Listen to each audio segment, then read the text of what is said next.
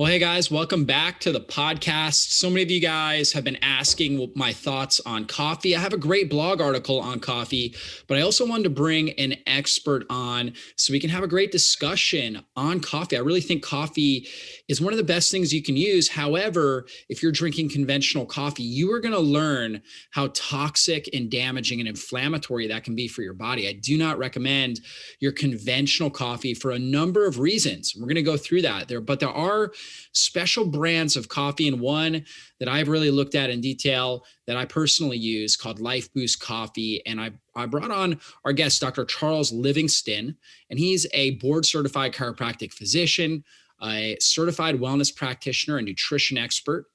And he has a strong passion for helping others to become their best version of themselves and be as healthy as possible, just like me, which led him on a journey to take a beverage that 50% of the population drinks on a daily basis. Of course, we're talking about coffee, and make it the healthiest, cleanest, tastiest version on the planet.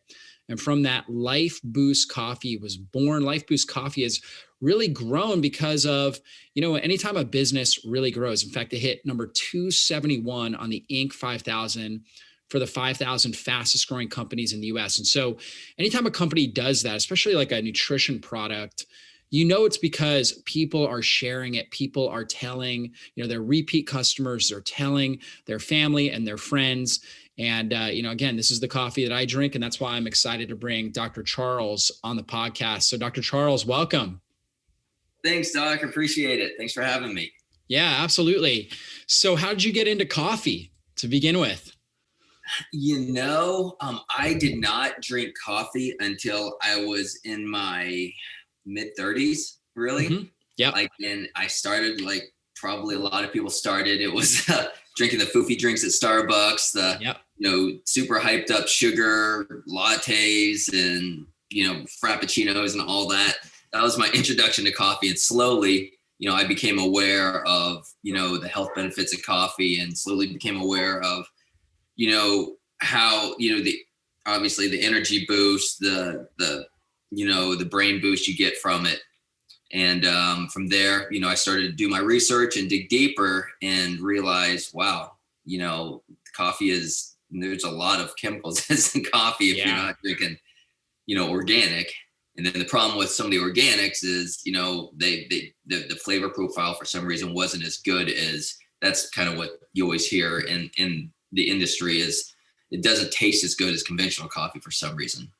So then sent me on a quest to figure out, how can I get the healthiest, tastiest cup of coffee possible? Yeah. And that's when you found Lifeboost. So let's start by talking about the benefits of coffee, because a lot of people think that coffee itself is just a bad thing to drink. Like they feel the benefits, but there's so much information in the health and wellness space. And a lot of people think coffee's bad, but then, some people are real huge advocates of coffee. So let's start by talking about the benefits, what the research actually says about coffee. Yeah, sure. So there's a ton of benefits. It's actually the number one source of antioxidants for people in the US. So I don't know if that's a good or bad thing. Because it could mean not eating enough fruits and vegetables. Yeah. But no, it's loaded with antioxidants and bioflavonoids, just from all, the caffeic acids and all the oils and things in there. Another thing, it's great for your liver health.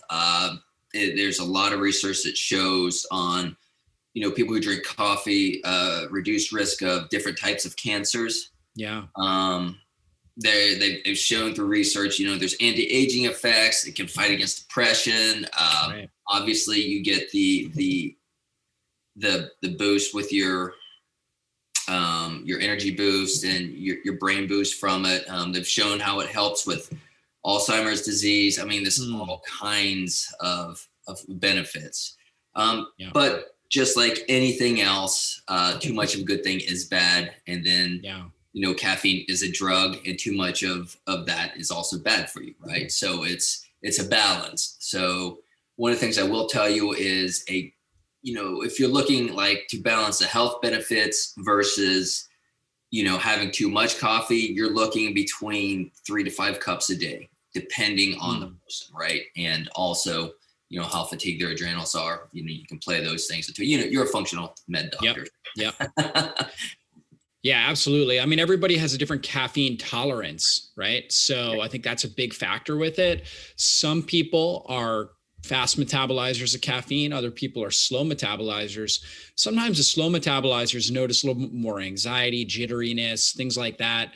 So they have to watch out, and there's other things like magnesium, for example, which actually coffee has magnesium in it. Just natural plants, things that, so anything that's going to elevate our adrenals or our glucocorticoids, right, in nature comes with magnesium, chocolate, coffee, things like that. But for some individuals, they're so magnesium deficient that they need to take extra magnesium. In fact, that's actually one of the hacks I have for people is to take magnesium with your coffee. Take some extra magnesium, and you'll notice that it's a little bit more smooth when you take it. If you are noticing the anxiety, the jitteriness. The interesting thing too about coffee is those compounds you talked about, like caffeic acid, chlorogenic acid in there, those things actually stimulate autophagy, which is really where our body recycles old damaged proteins in the system. So I'm a huge advocate of fasting. And for many people, coffee can actually help enhance the benefits of fasting, drinking some good, high quality. Right now. That's right. There you go. Doing intermittent. Yeah, me too. Intermittent fasting. You got it. And actually enhances it in brain autophagy, right? We know that things like Alzheimer's disease, Parkinson's, dementia, that's actually what we know is that there's an inability to go through autophagy in the brain. So there's all these dysfunctional proteins, Lewy bodies and neurofibril tangles in Alzheimer's brains, Lewy bodies in the Parkinson's brain. And so when you're fasting and you're drinking your coffee in a fasted state, you're actually getting compounds in and getting your insulin down so you can activate that autophagy, break down those proteins, really clean your brain. Same thing with your liver, right? Helps dilate those bile ducts, which can help get rid of, sluggish bile. So like you were talking about with liver health. So yeah, really a lot of good benefits. Now, I always tell people, if you are noticing that you drink a cup of coffee, you should feel great. Like a natural response is you drink coffee, you should feel great. Okay. If you notice you have cravings, anxiety, right, things like that, it may be either, it's a couple things. Could be something you put in the coffee, like sugar, for example, which we don't recommend. Could be the type of coffee. And I want to go into more detail about that and compounds that could be in that coffee that are triggering more inflammation. Or it could be for whatever reason, you're a rare individual that has maybe a food sensitivity to coffee in general, right? So that could be that, or it could be, again, magnesium deficiency that needs to be addressed. So my question for you here is, what are the compounds, right? I know, like, for example, Lifeboost Coffee is mycotoxin free. What are mycotoxins and how can they actually, how do they get in coffee? What kind of effect can they have on our bodies? Yeah. So mycotoxin is basically, it's mold, right? Yeah. There's like aflatoxin, A and B, there's a bunch of them. And so what happens is, if your beans get wet or damp, they have a tendency, just like anything else, it grows mold. Yeah. It's like mycotoxins are not just in coffee; they're in all types of foods, right? But beans and things like beans tend to be like higher in them, right? It's higher amounts of mycotoxins in like grains, and then also like chocolate. Coffee can be like can be one that tends to aggregate more mycotoxins if it's not treated properly. Yeah, 100%. Yeah. So what we do is we always, when the beans leave the country, they're always tested for this and they have their threshold. And then when we get the beans, we do another test. We send it out to a third-party lab and we'll test for mycotoxins plus like 400 other toxins and heavy metals and pesticides, those type of things. Because, for us, it's important to be the cleanest. This is something I'm drinking every single day. Yeah. And so are, over 50% of the population. So if it's something you're going to drink every single day, just, it's like, it's not that one cup that's going to kill you or it's going to it's going to hurt your health. It's, the accumulation of all these cups over time And then when you take something like coffee, you take those toxins and you're basically concentrating them into a cup, right? So the pesticides, the herbicides, all the stuff, the heavy metals, whatever is being, conventional, whatever's being put on those beans, when you concentrate that into a liquid that you're drinking, that has a tendency to accumulate, what we call bioaccumulate over time. Yeah. So whatever you can do, like I'm all about, taking tiny steps for your health, right? So anything you can cut out, do it, because you either pay now for your health or you pay later. Yeah, so true. I mean, my nutrition philosophy is you want to maximize nutrients, minimize toxins. And so, coffee is loaded with good nutrition, but if you're bringing in all these toxins, then you're actually causing more harm to your body. And this is why I don't drink, your typical conventional coffees out there, because, they're one of the most pesticide sprayed plants. And then like we were just talking about, mycotoxins are a really big issue. And some people have pretty significant negative reactions to mycotoxins. They don't know because, mycotoxins aren't frequently talked about in the nutrition circles. And so people will respond negatively to things and they just think, okay, I can't eat that food or that particular thing. And it certainly can happen with coffee. You might have tried some sort of coffee. It may have even been an organic coffee, had a bad response to it, and it may have been the mycotoxins and you didn't know it. Yeah, no, you're 100% right. Yeah, for sure. So this is definitely something very, very important to avoid. You want to make sure when you're looking for coffee, you're getting it organic. You're making sure that you're getting it mycotoxin free. So those are key buzzwords to be looking for there. That way, the organic means no pesticides, herbicides treated on it, mycotoxin free. And ideally, like you said, that it's actually lab tested, right? Because they could grow it on an organic farm. They can kind of, produce it in such a way that would limit mycotoxins, but unless it's actually being tested there, you just don't know. Yeah. It's interesting. You don't hear a lot about mold or mycotoxins when it comes to health, but it is like one of those underlying things that can really, really have detrimental effects. And that's usually like with back in the day when I was practicing, and even when I have friends and family come to me and ask me health questions, that's now one of the things, like, if they're like, I don't know what's wrong, that's usually what I go to. I'm like, you need to be tested for molds. Right. And mycotoxins, right? Yep. Yeah, absolutely. Like, especially those cases where people have made lifestyle changes, they're taking supplements, things like that, and yet they just cannot get over the hump. We're thinking mold, especially, if you notice, like you wake up in the morning, your nose is running, or if you consume something and you kind of have like this histamine-like response, a lot of times that's mycotoxins or mold reactions that are taking place where your kind of nose is running.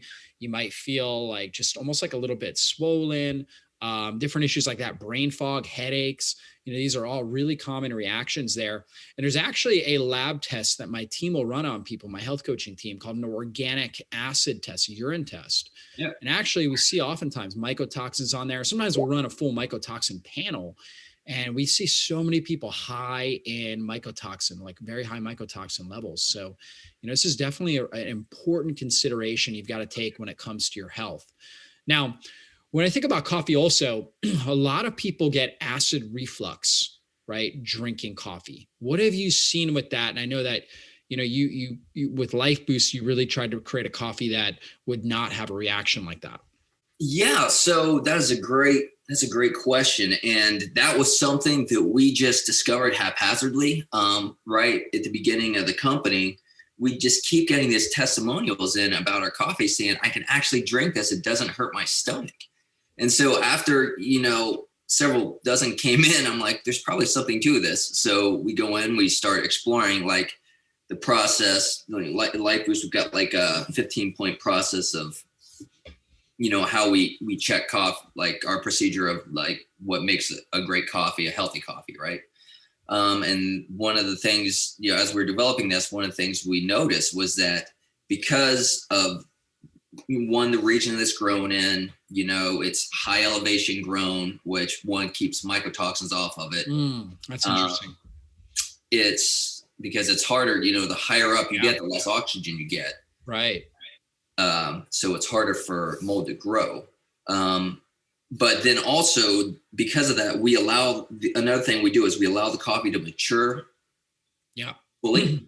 And that slow maturation somehow lowers the caffeine or the acid levels. Yeah, that's interesting. It's like that, and a cross of how we roast it.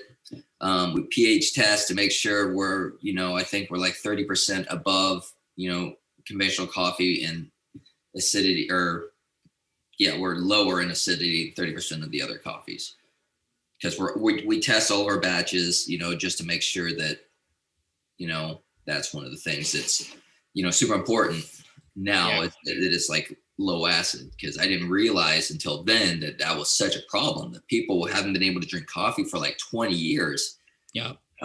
Because it was hurting their stomach. And then all of a sudden, they try ours and they were able to. I'm like, oh my gosh, I didn't realize that was an issue. Yeah, that's so good. And if you are drinking coffee that irritates your stomach, it may also be a warning sign that you actually have a weakened mucosal membrane along your stomach. So you want to do other things too. Number one is obviously you don't want to be consuming really harsh acidic things. So you want to get the right coffee, but then also you want to do things to help support that stomach lining too. Like maybe aloe vera juice is actually really good. L-glutamine can be helpful. Licorice root. You can drink some herbal teas with like things like marshmallow root. That can be really helpful. Also could be a good idea to get tested for something like an H. pylori, which is a bacterial infection that will lower your ability to produce stomach acid. Because actually, believe it or not, when people are reacting poorly to things like vinegar or coffee, like when it's kind of that pain in their stomach. So oftentimes they're not able to produce enough stomach acid, believe it or not, and their mucous membrane in their stomach wears down, and then they drink the coffee and it irritates them. So, but what I have found too is, even if you have a good, healthy, intact stomach lining, it's still good to get a coffee that's not too acidic. Okay. So I think that is a good principle. And just the fact that, like you were talking about, you're allowing it to fully mature. I think the full maturation is going to increase the amount of antioxidants as well. It just makes sense in nature. That there's more protection needed there at full maturation. So you're going to get more antioxidants. And I think that's going to be really important there as well. Yeah, no. And that led me to create a probiotics coffee. Well, yeah, that's right. That's interesting. For gut health. And the one thing with probiotics is that, we could only do a cold brew with this one because heat would kill it. Yeah, right. And so, after the beans were roasted, we found this incredible probiotic that we sprayed, and it has 12 different strains in it. And one of the strains actually was trained over 7 generations to go through the body and seek out mycotoxins. Really? Kind of cool. Yeah. I was like, wow. So interesting how nature works, right? It is. So this is a kind of bacteria that naturally cultivates on the coffee bean? No. Oh, no. Okay. Something that we add. So this is like what we call like a functional coffee. Oh, gotcha. So you added this blend. Yes. Yep. So we like, I'm very big on the purity of the coffee and making sure. So like all of our coffees, except for our Lux line, all the coffees use the same coffee bean. Right. And then like with the probiotics, we'll add some probiotics to it in a specific way so it doesn't kill it, and it's got a high absorption rate and your body can actually use it, right? But people have to cold brew it because if they heat it, it'll kill it. Right. That makes sense. Yeah. But yeah, so if another way for low acid is also using alkaline water when you brew your coffee as well. Yeah. So that's, I've got alkaline water in this is actually the probiotics cold brew. Right. I'm drinking. Yeah. But use alkaline water. It's another great way to, help with the acidity as well. Yeah, that's good. Now, I've heard this term called shade grown. So a lot of people market like shade grown coffee. What are the benefits of that? Are there benefits? What does that mean? Yeah. So when coffee is shade grown, it allows the coffee to mature slower because it's in the shade. It's not in the sun beating down on it. Yeah. So it doesn't when coffee is like grown in the sun, it matures much faster and these are the type of coffee that you get the jitters with, right? Yeah. And that and Robusta beans, which ours are Arabica, which is a higher grade bean. And then, the other thing with shade is, allows the coffee to grow to full maturation. It gives a canopy for birds. So the birds are natural insecticides. Oh, right. Natural pesticides, right? Because they eat the insects. Yep. So it's that whole ecosystem that drives. So not only are you drinking healthy, amazing coffee, you're also helping preserve and protect the environment and the wildlife. And that's super important to us. Yeah, that's definitely good to know. Yeah. So that's let's go back to the type of beans. You mentioned Arabica, right? What are the different types of beans and what are the benefits of those? What do you think is the best? So the two major types of beans that you see are Robusta and Arabica. Okay. Robusta are the ones that are, the cheaper ones. Those are the ones that don't, taste as well, and they're like super high in caffeine. Yeah. And Arabica are the ones that you see more of the specialty beans, more, they're the bigger, the healthier type of a bean. Right. And then there's all different, kinds from I can't even pronounce it. It's like Marigogype, or and then the bourbon mutations, there's different mutations, and then there's different strains that they do all kinds of crazy stuff now. Just trying to create all these different beans. And then you have the different regions and how they're grown, anywhere from, Africa to, Indonesia, to Costa Rica, to Brazil, to Colombia, obviously. And ours is Nicaraguan.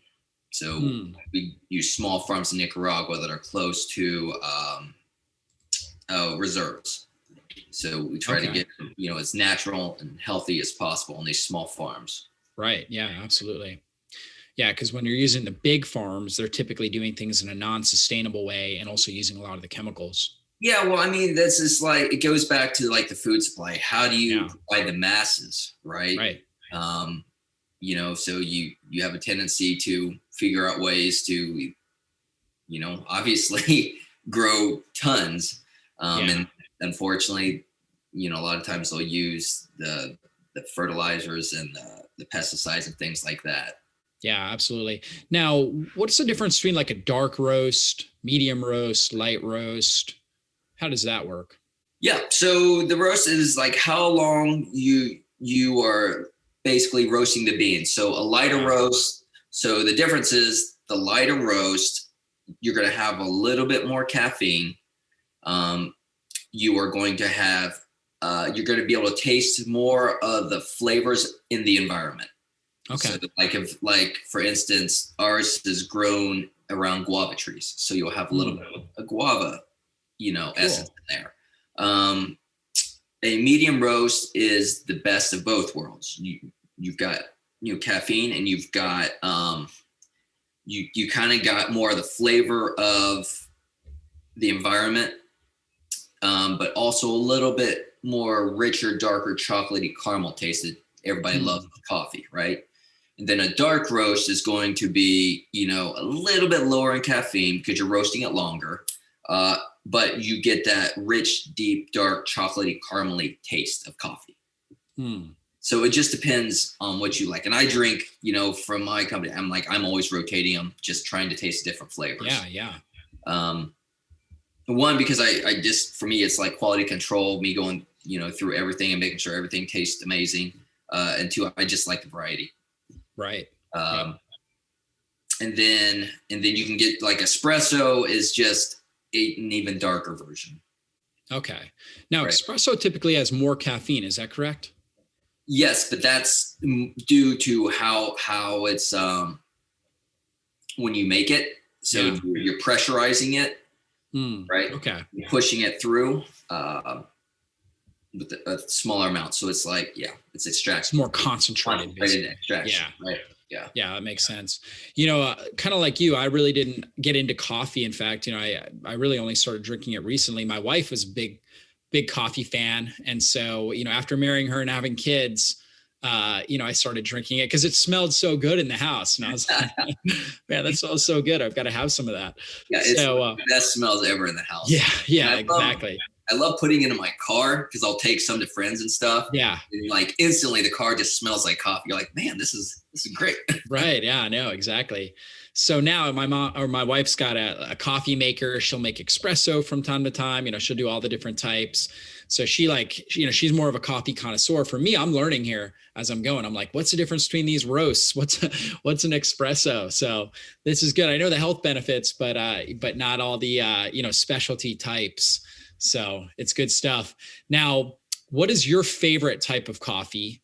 And let's go through like your morning routine. Like, what are you doing? Obviously, you're a health leader, right? So let's talk about like your nutrition, what you're doing on a daily basis.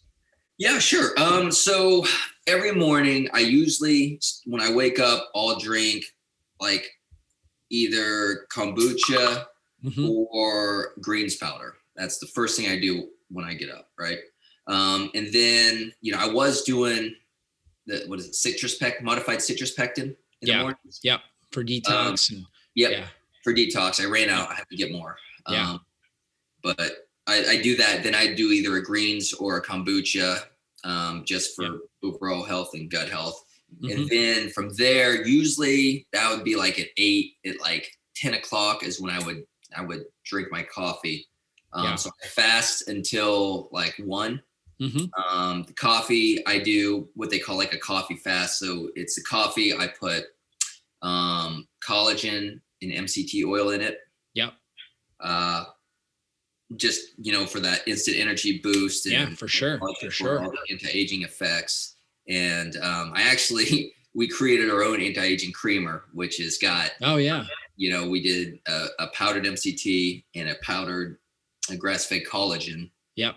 And we added Epicor, which is, it's like a prebiotic that's got a ton of immune benefits that doesn't change. Like my big thing is like, I don't want to change. Yeah, it's like a fiber. Yeah. The flavor of the coffee. Right. Yeah, so this goes perfectly with it. And I've been doing that for years. I absolutely love it. It's like my ritual, the thing I look forward to most in the morning as well. When I get up, I'll listen to a few Bible verses. Right now I'm going through Psalms in the morning, and then I'll write 3 or 4 things of what I'm grateful for the day. Yeah. Awesome. And then I start my workday. Yeah, that's right. Great way to get going with the day.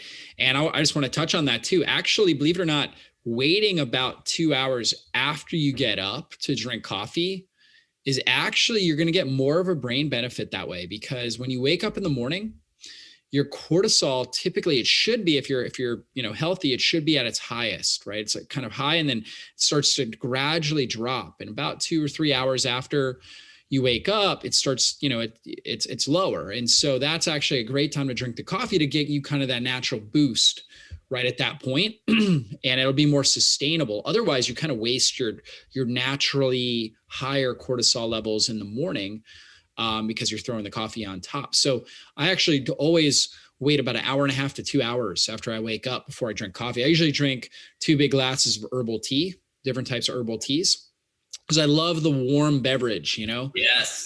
So especially this time of year, right? We're doing this in the winter. So I love the warm beverage. So I'm an earlier riser. I wake up typically around 6 or so, and I'll drink herbal teas in the morning. And then from there, then I'll have my coffee usually around 8:30 or so.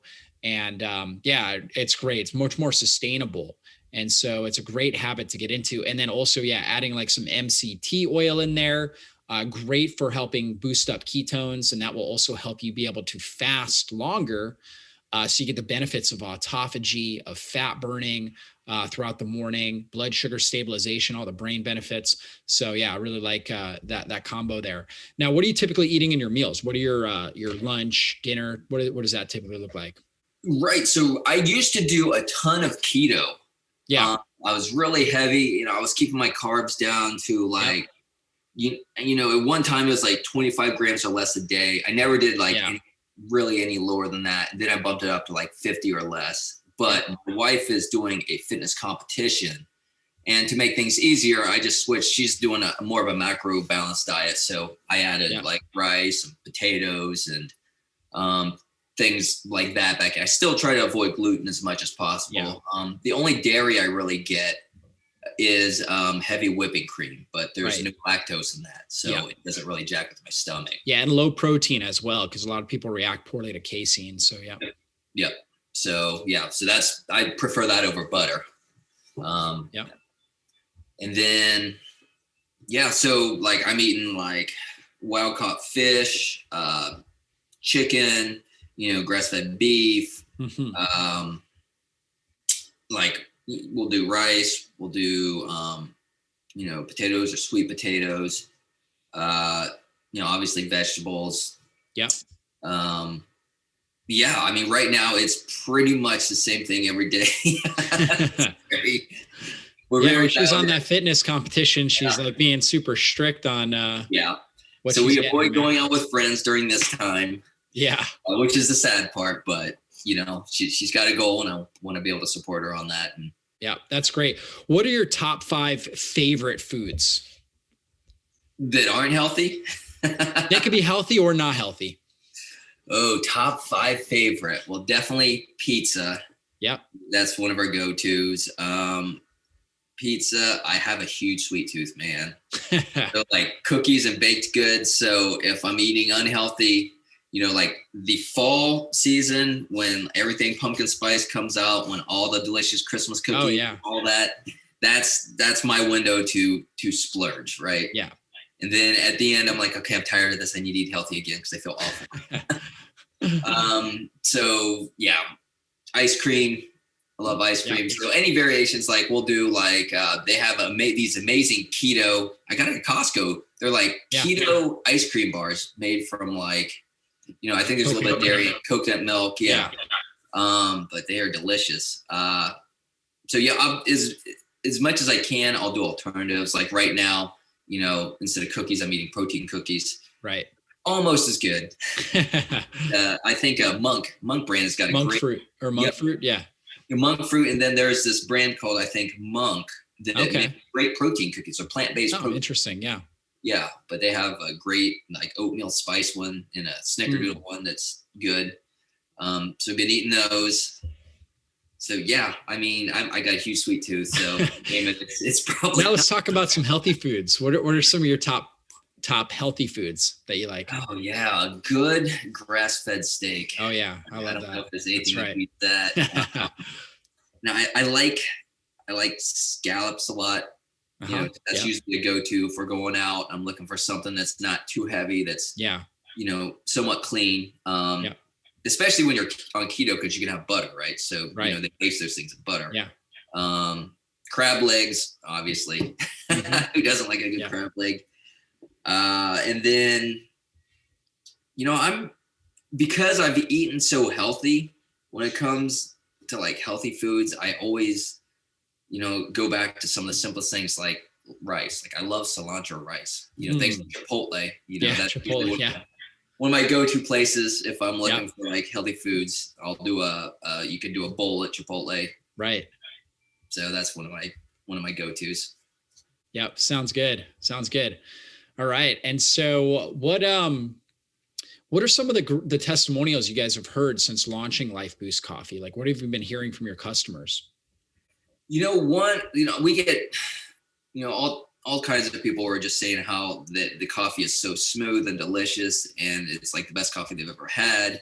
Get a lot of people coming in saying that it doesn't hurt their stomach a lot. Or at all. Like they're always like, I can't believe I can actually drink this. Right. Another one that I'm starting to see more of is people with interstitial cystitis. Yeah, because they've got to avoid the acidic foods. Yep. Yeah. So we've had quite a few of them saying, oh my gosh, coffee is something that I've missed for so long since I've been diagnosed. And, I tried yours hoping that it was a solution and oh my gosh, I can actually drink it. Yeah. Things like that. Those are some of the biggest ones. And then just people who really care about their health, they're like, oh, thank goodness you come out with the organic coffee that you've tested for the mycotoxins, the pesticides. People will ask for the lab results where we always give those. Because there's 400 plus toxins we test for. So if they want to look at them, yeah, go for it. Yeah. Yeah, so good. And guys, if you want to try out Lifeboost Coffee, you can just go to their website, lifeboostcoffee.com, and use the coupon code Jockers, just my last name, at checkout. That'll save you 30%. So check that out. And they've got, again, all the different types of roasts. He's also got his, what do you guys call it? The Biotics blend, right? Yeah, the Biotics brew. Yeah, the Biotics brew, the cold brew with the probiotics in there. Yep. Do you have your creamer on there as well? Yes, it just came out. Okay, great. So people can try out his creamer as well. And you said that's got the collagen and MCT powder? Yeah, so we use grass-fed collagen. What I like to do is I like to use trademark ingredients because they do extra on those. So we use something called Solugel, which is a grass-fed collagen. It's got Go MCT, which is a tested MCT product that's higher in C8s and C10s. Yep. And then the Epicor is in it. And so it's those three, and then L-tryptophan, which just, it helps with serotonin production. Exactly. I was about to roll that off the tongue. You made me to it. Right. And coffee in general is just so good for your neurotransmitters. Yes. So having the right amount of coffee, right? Again, just like anything else, you don't want to do too much. The right amount of coffee, though, will naturally help boost up serotonin, dopamine, right? And create a good balance. But it is probably a good idea because we're so dopamine. We're, in our society, we're constantly hitting dopamine because we're scrolling on our social media and, we're constantly eating and snacking and all those things, all those sorts of stimulus really jack up our dopamine levels and create a level of dopamine resistance. And they can also reduce the amount of serotonin that you're producing. So it's probably a good idea. Most people need a little bit of 5-HTP in their system. And I see that when we run things like organic acid tests, we actually see lower levels of 5-HIAA, which is a breakdown product of tryptophan 5-HTP metabolism. So we'll see oftentimes that's very low. So that was actually a good add in there. I think people are going to like that. Adding the creamer in there. Now, guys, also, if you want to check out my blog article, it's 5 strategies to get more benefits from your coffee. In that article, I actually go through my top hacks for how to get even more benefits out of your coffee. So check that out as well. And again, if you're, a coffee fan, you're looking for, or you just want to try the Lifeboost, definitely check it out, lifeboostcoffee.com. And use the coupon code Jockers at checkout. That'll save you 30% there. So, Charles, it's been a great interview. Any last words of inspiration here for our audience? Yeah, here's one health tip that I will give you. Yeah. And this came from, I had a customer write in and it caused me to do a bunch of research. And we know that caffeine is a diuretic, right? Yep. So one thing that you do not want to do is take water-soluble vitamins with your coffee, right? Because you'll just, that makes sense. So your B and C vitamins, those type of things that are water soluble, take those later in the day away from your coffee. That makes sense. My team and I, we did a lot of research on coffee when we wrote this one article, because I always assumed coffee was a diuretic, and I actually still caution people about it. But there was actually a study that was done, and this was PLOS ONE Journal 2014, and they took 50 men who consumed 4 cups, 200 milliliters of coffee per day, or water for 3 days. So one group drank 4 cups of coffee, the other group drank just water. Now, it was a short study, 3 days, but what they controlled their physical activity, their food, and their fluid to try to make it as controlled as possible to see if it was coffee that would cause any sort of loss of water. There were no changes in body mass. 24-hour urine volume was the same. Urinary hydration markers were the same. So, and the blood hydration markers were all the same. Really? Yep. So their conclusion was coffee when consumed in moderation. To me, 4 cups seems like a lot, but what they said was that's moderation. I guess for the average, coffee drinker, it might be.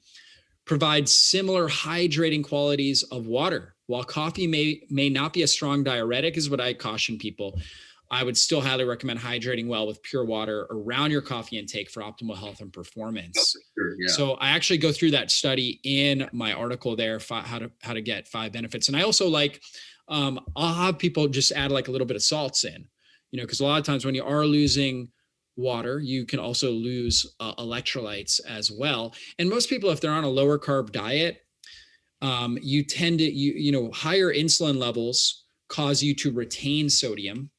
When your insulin starts to drop, like if you're intermittent fasting or on a low carb diet, you excrete more sodium. So actually getting a little bit of those salts in there, just a pinch, can be actually very beneficial. And you might feel better. You might have better energy that way too. I always throw a pinch of salt into my greens powder. Yeah, exactly. There you go. Yeah. Yep. And that's an age old trick. A little bit of salt and water in the morning actually gives you extra energy, right? So it's really good stuff. Well, thanks so much, Charles. This has been an excellent interview. And, my audience loves coffee, right? So just like most Americans. So I think they got a lot of value out of this. Again, we'll have everything in the show notes, and check out Lifeboost Coffee. Use that coupon code Jockers at checkout to save 30%. And Charles, thanks again for your time. And guys, we'll see you on a future podcast. Be blessed, everybody.